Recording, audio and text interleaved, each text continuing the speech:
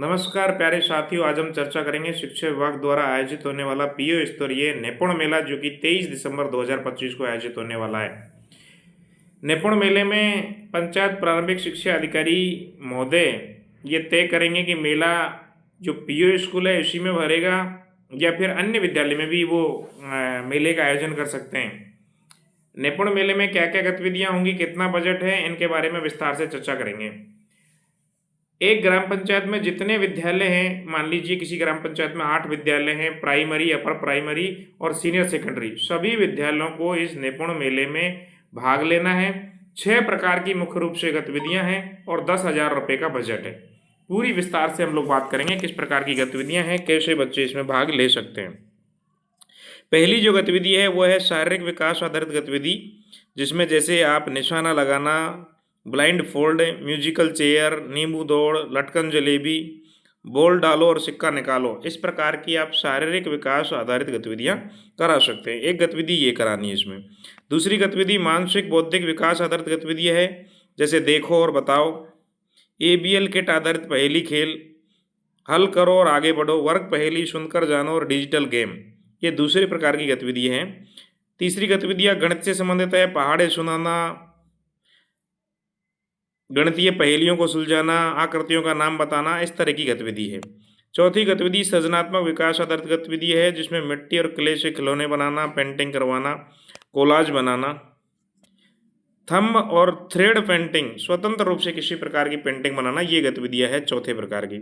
और पांचवें प्रकार की गतिविधि है भाषाई विकास आधारित गतिविधि, जिसमें कहानी सुनाना, कविता सुनाना, संस्मरण सुनाना, नाटक, वाद विवाद, इस तरह की गतिविधियां होंगी। और छठी और सबसे आखिरी जो गतिविधि है वह है सामाजिक विकास आधारित गतिविधि, जिसमें फैमिली ट्री, रिश्ते नाते पट्टिका मिलाना,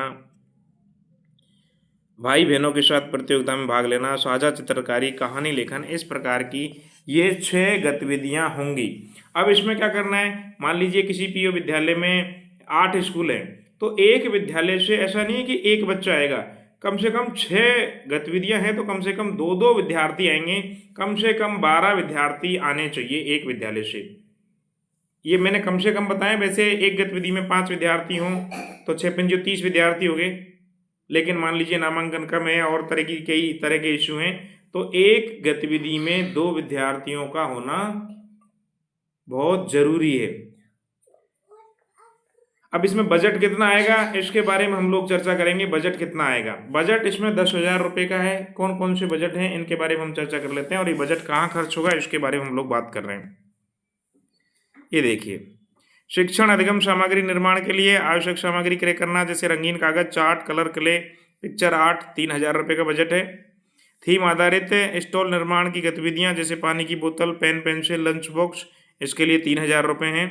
अल्पाहार, मेले में आने वाले अध्यापक, विद्यार्थी और अगर अभिभावक भी आते हैं तो 2,000 रुपये का बजट है। और टेंट लगाने के लिए, स्टॉल के लिए टेंट लगाने के लिए 2,000 रुपये का बजट है।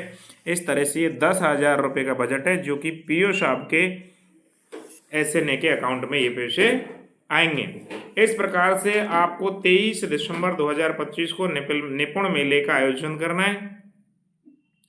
इसके बारे में हमने आपको ये जानकारी दी है। बहुत बहुत धन्यवाद, और दोबारा नए वीडियो के लिए मिलते हैं। तब तक आप हमारा चैनल सब्सक्राइब कर सकते हैं।